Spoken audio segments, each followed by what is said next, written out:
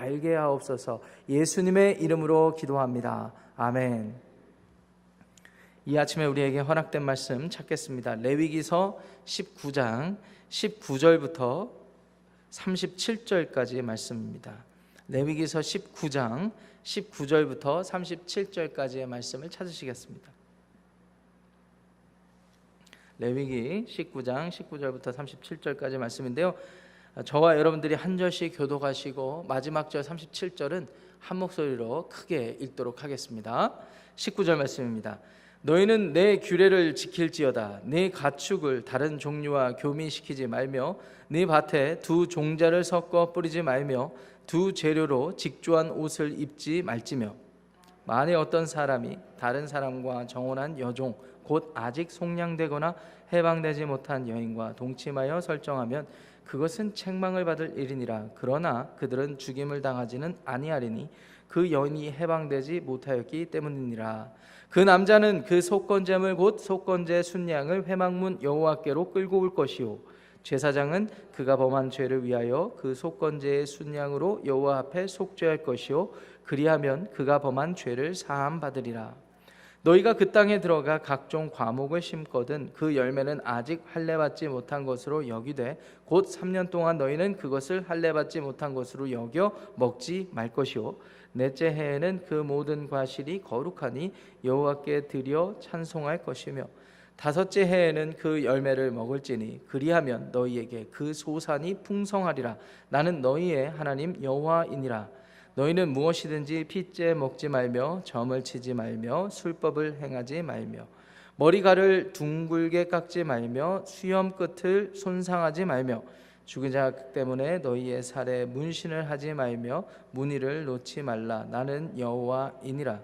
네 딸을 더럽혀 창녀가 되게 하지 말라. 음행이 전국에 퍼져 죄악이 가득할까 하노라. 내 안식일을 지키고 내 성소를 귀히 여기라. 나는 여호와이니라. 너희는 신접한 자와 박수를 믿지 말며 그들을 추종하여 스스로 더럽히지 말라. 나는 너희 하나님 여호와이니라. 너는 샌머리 앞에서 일어서고 노인의 얼굴을 공경하며 네 하나님을 경외하라. 나는 여호와이니라. 거류민이 너희의 땅에 거류하여 함께 있거든 너희는 그를 학대하지 말고 너희와 함께 있는 거류민을 너희 중에서 나은 자같이 여기며 자기같이 사랑하라. 너희도 애굽 땅에서 거류민이 되었었느니라. 나는 너희의 하나님 여호와이니라. 너희는 재판할 때나 길이나 무게나 양을 잴 때 불의를 행하지 말고 공평한 저울과 공평한 추와 공평한 에바와 공평한 흰을 사용하라. 나는 너희를 인도하여 애굽 땅에서 나오게 한 너희의 하나님 여호와이니라. 함께합니다. 너희는 내 모든 규례와 내 모든 법도를 지켜 행하라. 나는 여호와이니라. 아멘. 하나님의 말씀입니다.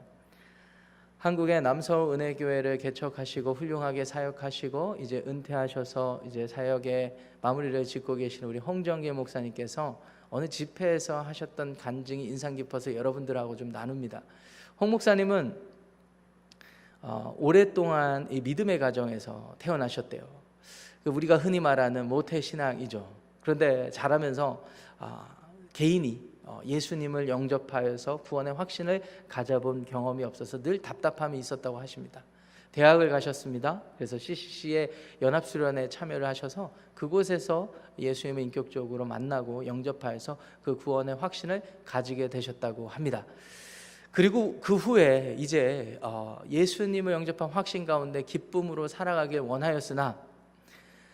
원하였으나 그분의 삶 가운데 자꾸 좌절하고 실패하는 그러한 모습들을 발견하게 되었다고 합니다. 그러면서 신앙의 고민이 이제 찾아온 거예요. 그 신앙의 고민의 핵심은 아마 이것이었을 것 같습니다. 어떻게 그리스도인이 경건한 삶을, 거룩한 삶을 살아갈 수 있을까?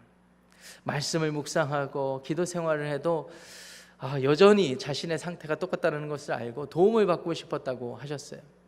그때쯤에 생각을 해보고 자신의 신앙생활을 돌아보니까 그 누구도 그리스도인이 실제적인 일상생활에서 어떻게 살아야 되는지, 어떻게 말하고 어떻게 행동하고 어떻게 살아야 되는지를 가르쳐준 사람이 없었다라는 것을 알게 됐다고 하십니다.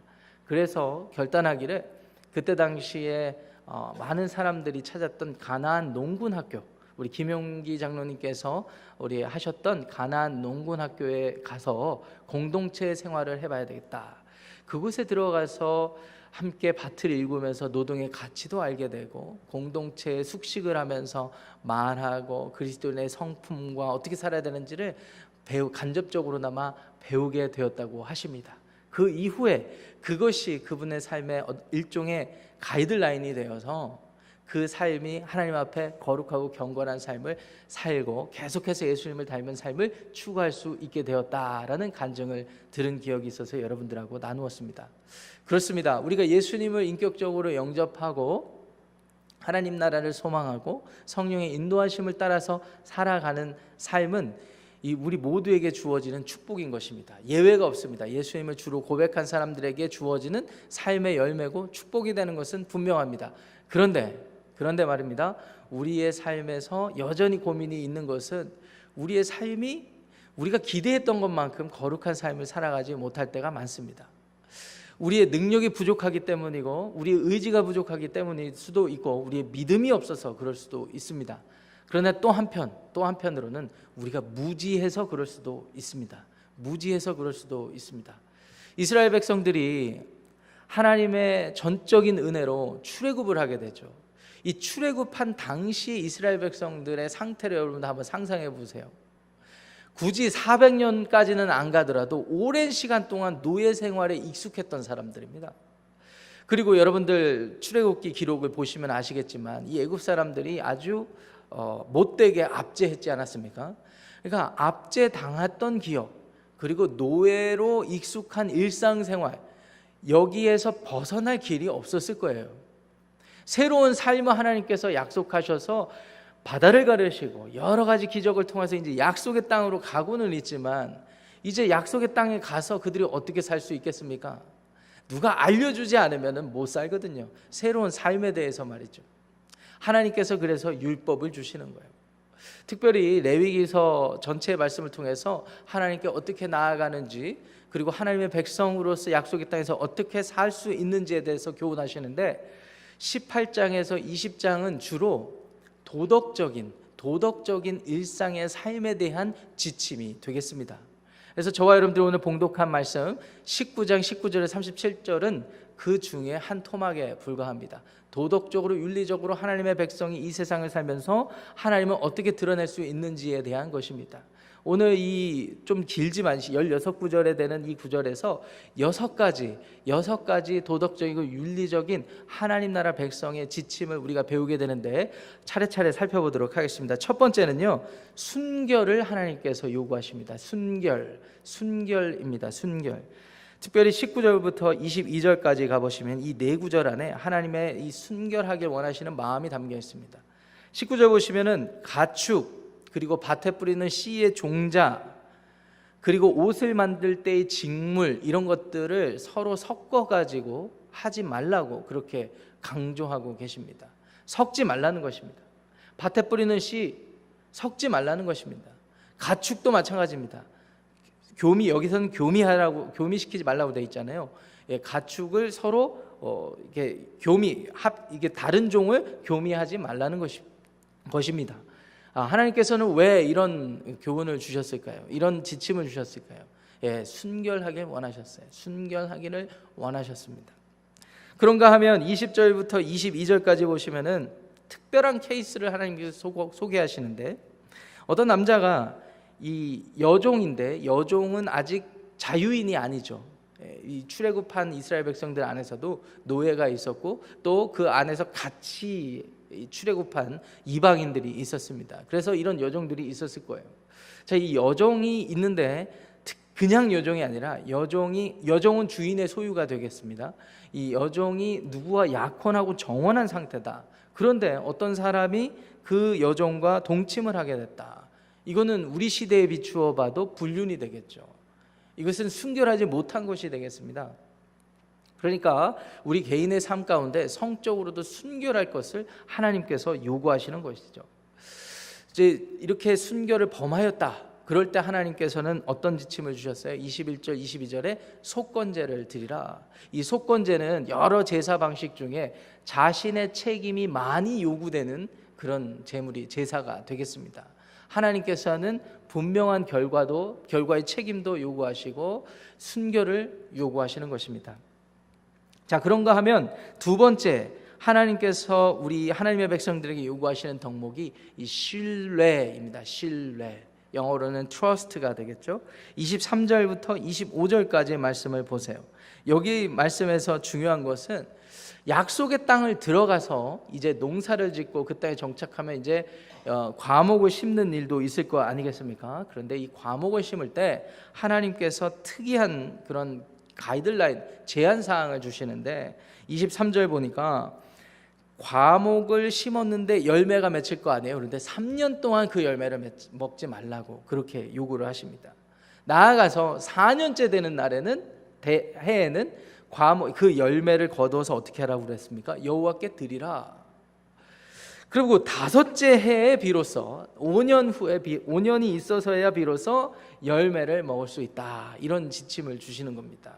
그러면 그것에 순종하면 소산이 풍성할 것이다. 25절 하반절에 하나님께서 그렇게 말씀하셨어요. 참 이게 기이한 가이드라인이라고 할 수가 있겠습니다. 많은 성경학자들이 이 배경을 연구해 보려고 노력을 한 결과 모른다입니다. 정답은 모른다입니다. 하나님은 전지하시기 때문에 어떤 상황에 대해서 다 아시죠. 그래서 약속의 땅에서 어떤 일이 일어날 걸 아시고 이런 말씀을 하셨는지는 모르겠어요. 그런데 우리에게 중요한 것은 뭐냐면 우리에게는 신뢰가 요구된다는 사실이에요.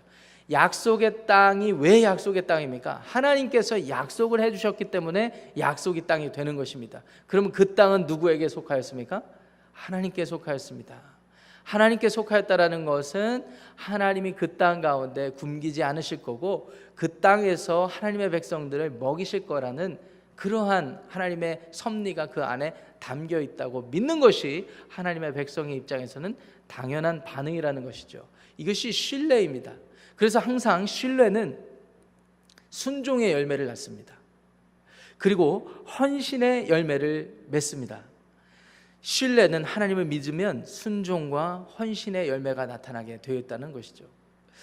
과목을 3년 동안 안 먹는 게 쉽지 않을 것입니다. 그런데 하나님의 말씀이니까 순종을 하면 그 3년 동안은 하나님께서 다른 방식으로 또 먹이실 것 아니겠습니까? 이렇게 믿는 것이 신뢰가 되겠습니다. 이렇게 믿고 살아가는 것이 하나님의 백성의 삶이 되겠습니다. 여러분들도 오늘 여러분들의 삶 속에 지금 마치 이루어지지 않은 일들, 그렇지만 하나님의 말씀이 너무 답답하게 느껴지는 그런 일들이 있으시다 할지라도 하나님을 신뢰함으로 순종하고 또 하나님의 말씀에 헌신하면 하나님이 새 길을 열어주실 줄 믿으시기 바랍니다.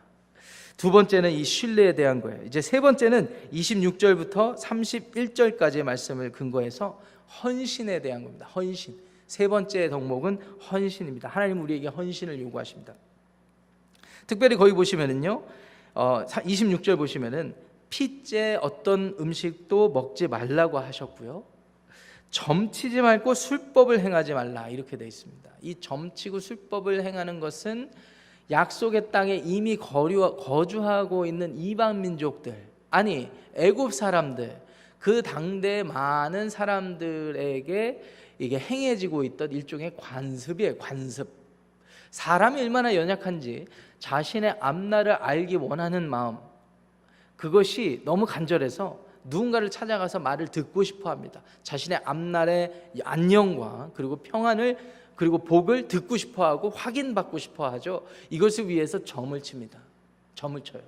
그런데 하나님을 믿는 하나님의 백성들에게 이 행위는 어떤 행위가 되겠습니까? 하나님을 인정하지 않는 행위가 되는 거예요. 왜냐하면 하나님은 약속하신 대로 행하시는 분이기 때문에 약속의 땅으로 인도해 주셨잖아요. 자, 그럼 시점적으로 이들이 지금 율법을 받는 시점은 아직 약속의 땅에 들어가지 않은 시점이라고 한다면, 약속의 땅에 들어가면 뭐예요? 점을 치지 않아도 될 만큼 하나님이 너무나 분명한 거예요. 자신들을 사랑하시고 자신들을 통해서 하나님 나라를 세우시겠다라는 뜻이 너무 분명하기 때문에 점을 칠 필요가 없어요. 그러니까 점을 치지 말라는 겁니다. 이건 하나님만을 바라보라는 것입니다. 하나님께만 헌신하라는 겁니다. 술법은 무엇입니까? 이때 당시에 고대 근동의 이 술법을 행하는 이 가장 주요한 목적은 일상생활에 어떤 힘을 의지하는데 죽은 영, 죽은 정령들을 불러내는 하나의 수법으로 이 술법을 했다고 합니다. 그러니까 마술사, 마법사들이 있었던 거예요. 정령들, 영들, 죽은 영들을 불러일으키는 겁니다. 이거 역시 하나님을 인정하지 않는 것이 되겠죠. 27절, 28절 말씀의 지침도 이어지는 내용이에요. 머리카락을 둥글게 깎아서 거기에 이렇게 우리 시대에도 요새 이제 가수들이나 그런 경우가 있는데 멋낸다고 이렇게 머리 중간중간에 이렇게 면도하는 행위들, 우리 시대에는 그런 해석이 적용되지 않을 수가 있지만 이때 당시에는 그 행위들이 거의 다 어떤 경우에 해당했냐면 죽은 자들을 기념해서 뭔가를 그들을 의지하는 행위, 그들을 신뢰하는 행위였다고 합니다.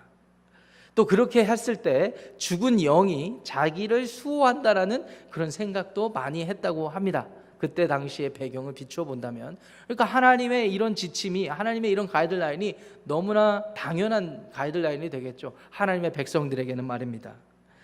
그래서 28절에 이런 구절이 나오는 거예요. 죽은 자 때문에 너희 살에 문신을 하지 말며 문의를 놓지 말라. 이런 일도 많았다고 합니다.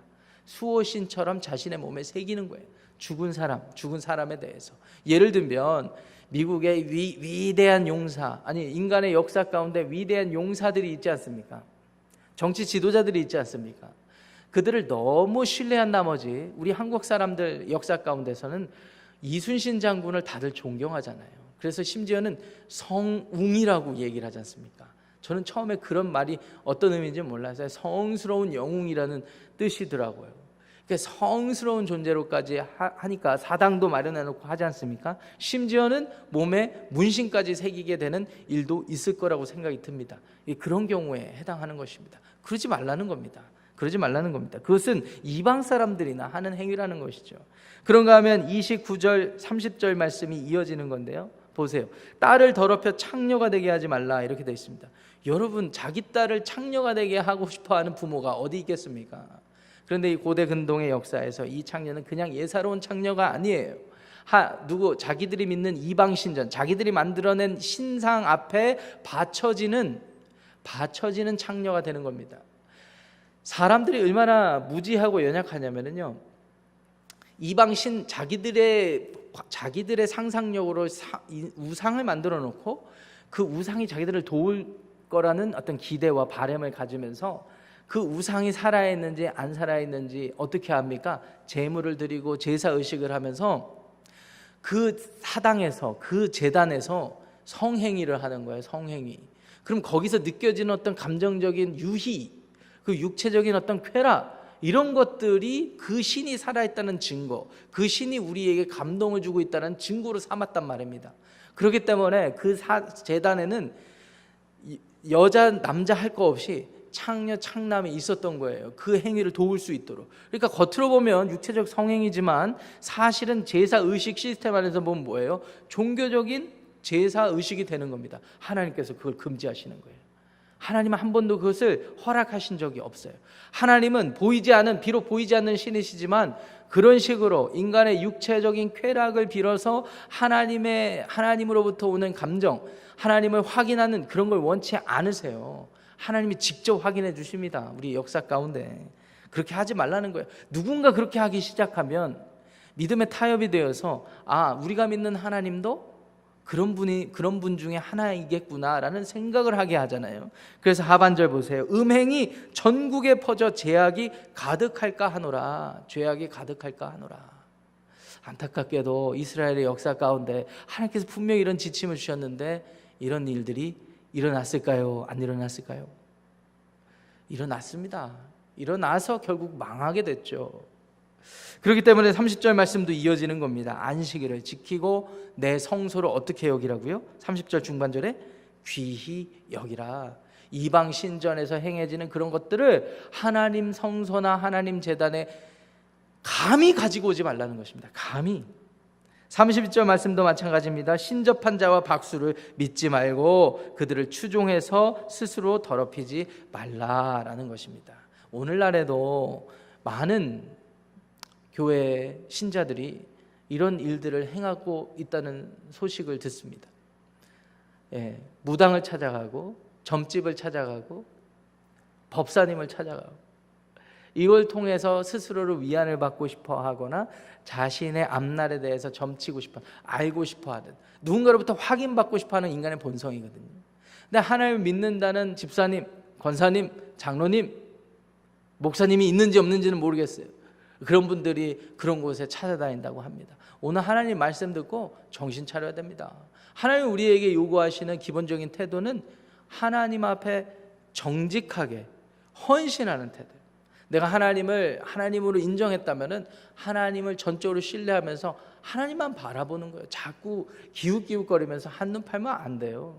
하나님 앞에 헌신하시는 여러분들 되시기를 축복합니다. 자, 그런가 하면 네 번째, 예의를 갖추라 이렇게 말씀하셨습니다. 하나님께 예의. 32절 말씀 보시면 샌머리 앞에서 일어나라. 이게 머리가 새신 분들 있잖아요. 흰머리 많으신 분들, 한마디로 연로하신 분들, 노인분들 공경하고 경외하고 하나님의 뜻이에요. 그것이. 다섯 번째 33절 34절 자비를 베풀라. 여기 중요한 개념이 나옵니다. 거류민이 나오잖아요. 이 거류민이 몇 번, 이 단어가 몇 번은 등장하는지 모릅니다. 학대하지 말라고 하고 나아가서 나같이, 나 자신같이 사랑하라고 하시면서 이유가 뭐라고 되어 있습니다. 뭐라고 되어 있습니까? 34절 하반절에 우리도 너희도 옛날 애굽 생활할 때 그런 거류민이었다라는 것을 강조해 주십니다. 이 말인즉슨 뭡니까? 하나님의 자비와 은혜를 입은 사람은 하나님을 모르고 하나님의 자비와 은혜가 필요한 사람들을 학대하지 말고 나아가서 그들을 자기와 같이 사랑하라 라는 것입니다. 이 메시지는 예수님도 강조해 주셨던 메시지고 신약성경 곳곳에 흐르는 메시지예요. 그 말은 무엇입니까? 하나님의 마음입니다. 이것이 하나님의 마음. 오늘날 우리가 살고 있는 이 미국 땅에도 거류민이 얼마나 많습니까? 이민 생활하시면서 얼마나 힘드셨어요? 그 힘드신 모든 시간을 거치면서 여기까지 수고하시고 이제 열매도 많이 맺으셨는데 이제 우리의 눈이 우리와 같은 처지에 있는 사람들을 또 우리 학대하지 말고 그들을 섬길 수 있어야 되지 않겠습니까? 하나님께서 우리에게 그러한 태도를 요구하시는 겁니다. 그것을 통해 하나님이 하나님의 나라를 계속해서 세워가길 원하시는 겁니다. 자, 마지막으로 여섯 번째 공의입니다. 공의. 35절 36절에 뭡니까? 공평이라는 단어가 나와요. 공평. 장사할 때 저울, 추 이렇게 나오잖아요. 이 개념이. 그리고 여기에 우리가 익숙하지 않은 단위가 나오죠. 에바와 흰이 나오는데 이 에바는 대략 한 15리터 정도 되고 흰의 단위는 3리터 정도 됐다고 합니다. 그러니까 공평하게 공정한 도구로 장사를 하고 재판을 하라는 것입니다. 기준으로 말이죠. 어떤 경우에는 여기다 바가지 요금 매기고 어떤 데는 좀 안다고 좀 덜 받고 이런 식으로 살아가다 보면 우리 사회가 어떻게 되겠습니까? 불공정한 시대가 되겠습니다. 사회가 되겠습니다. 그거 하나님 원하시는 게 아니거든요. 자, 그래서 여섯 가지를 우리가 살펴봤는데요. 정리하겠습니다. 순결하고 하나님만을 신뢰하고 헌신하고 예의를 갖추며 자비를 베풀고 공의로운 삶을 살라. 이것이 굉장히 추상적인 단어인 것 같지만 우리가 살펴봤잖아요. 이 16구절 안에 드러나는 일상생활에서 나타나야 되는 그런 개념이 되겠습니다. 37절 말씀, 이 여섯 가지 개념을 우리 마음에 담는 마음으로 합독해서 읽겠습니다. 시작. 너희는 내 모든 규례와 내 모든 법도를 지켜 행하라. 나는 여호와이니라. 아멘. 오늘도 이 여섯 가지 덕목이 여러분들의 삶에서 풍성히 드러나는 복된 삶 되시기를 축복합니다. 기도하겠습니다. 하나님, 그렇습니다. 하나님께서는 우리들의 삶이 우리가 예수님을 영접하고 또 감사하고 감격하며 살아가는 그 삶을 넘어서 우리의 삶을 통해서 하나님 나라가 세워지길 원하신다는 것을 다시 한번 기억합니다. 하나님, 우리의 삶이 순결하게 하시고 우리의 삶이 정직하고 공평하게 하시고 우리의 삶이 주님만 바라보는 신뢰와 헌신의 삶이 되게 하셔서 주변의 많은 사람들에게 자비를 베풀고 또 예의를 갖추는 하나님의 자녀 되게 하여 주시옵소서. 예수님의 이름으로 축복하며 기도합니다. 아멘. 하늘에 계신 우리 아버지여, 이름이 거룩히 여김을 받으시오며 나라가 임하시오며 뜻이 하늘에서 이루어진 것 같이 땅에서도 이루어지니라. 오늘 우리에게 일용할 양식을 주시옵고 우리가 우리에게 죄 지은 자를 사하여 준 것 같이 우리 죄를 사하여 주시옵고 우리를 시험에 들게 하지 마시옵고 다만 악에서 구하시옵소서. 나라와 권세와 영광이 아버지께 영원히 있사옵나이다. 아멘. 각자 기도하고 돌아가겠습니다.